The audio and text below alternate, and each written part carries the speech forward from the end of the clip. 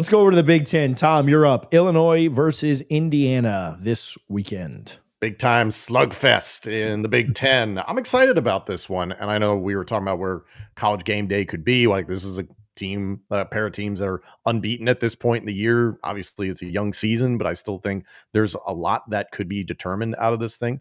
This far into the season, Illinois has actually played somebody. The road game at Duke, where Mensa absolutely fell apart.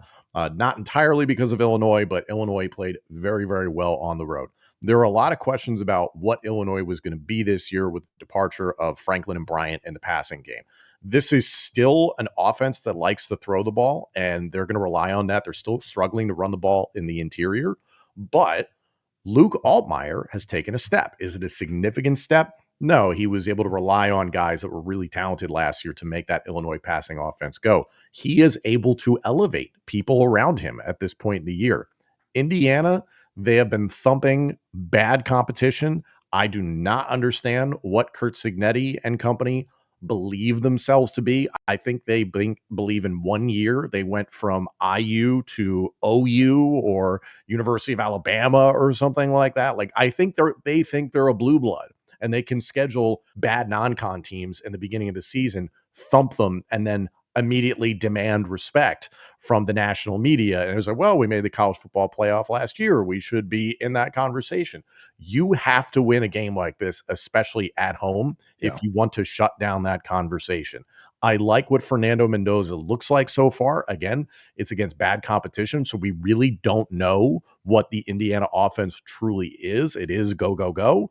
Defensively, they're going to be tough. At home, I think Illinois is going to have their issues with this team, but this is intriguing to me. And this is another one kind of like Michigan, Nebraska. I know we'll talk about that a little bit later on, but this one really feels like a coin flip to me. I think Indiana, I'm seeing, is getting 5.5. The over under is 52.5.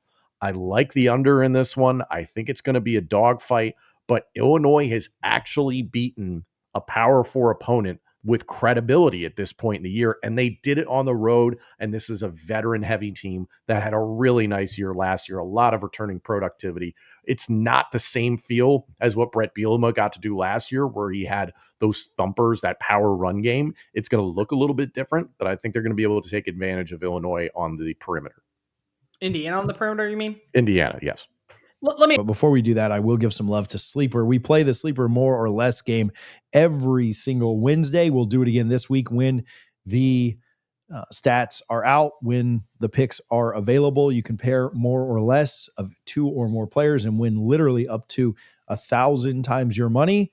Go to the Sleeper app, use our code CFA for 100% match up to $100.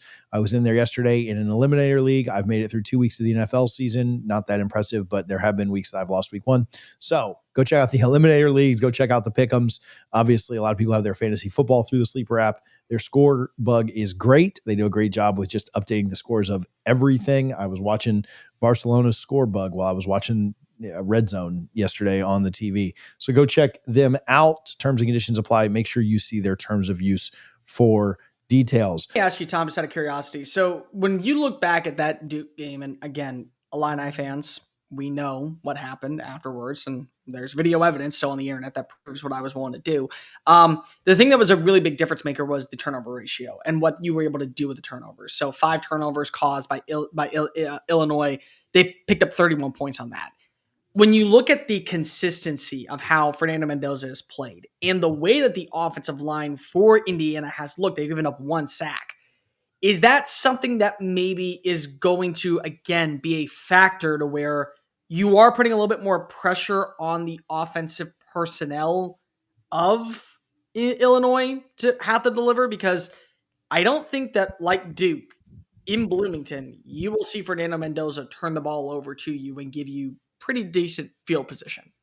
I think the turnover margin is going to be really, really slim in this game. It does feel like one of those games where whoever turns the ball over, it might be one time. It's going to be a backbreaker, that type of situation. I don't think you see a scoring fest. I just think there's going to be instances where field position is important. Time of possession is going to be really important. You've got to be able to convert on third down in a game like this, because honestly, the more opportunities you give to Mendoza and company to go out there and score, I think that hurts Illinois.